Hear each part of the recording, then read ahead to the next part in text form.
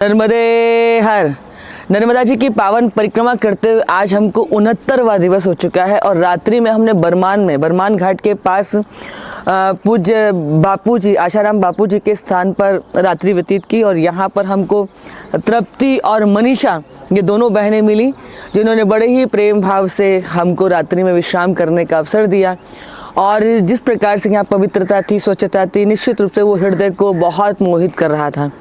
प्रेम से रात्रि व्यतीत हुई, बिल्कुल इतना ऊर्जामयी स्थान लगा। रात्रि कब व्यतीत हो गई पता नहीं चला, क्योंकि जिस स्थान पर सत्संग होता है, भजन होता है, वहाँ का ऑरा ही बदल जाता है। और वैसे भी ये तो सिद्ध क्षेत्र है, नर्मदा जी के तट पर बरमान, बहुत ही सुंदर घाट है बरमान का। नर्मदा जी के तटों में से एक बहुत सुंदर तट है नर्मदा का बरमान घाट।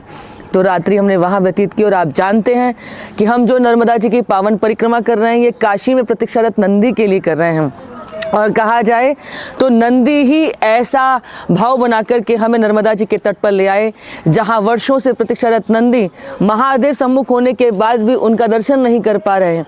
उस भाव से वो वेदना की प्रतीक्षा कितना वेदना देती है, कितनी पीड़ा देती है। यदि इसका दर्शन करना है तो आप काशी जाइए, कि शिव की नगरी, शिव का ही प्रांगण, परंतु वहाँ पर इतने सुंदर विशालकाय नंदी को अपने महादेव के लिए प्रतीक्षा करनी पड़ रही है।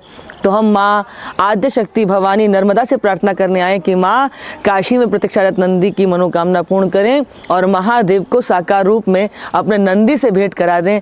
आप सब कुछ कर सकती हैं, सब सामर्थ्य हैं, इसीलिए संसार की शरण में नहीं, भगवती की शरण में आने का सौभाग्य प्राप्त हुआ है।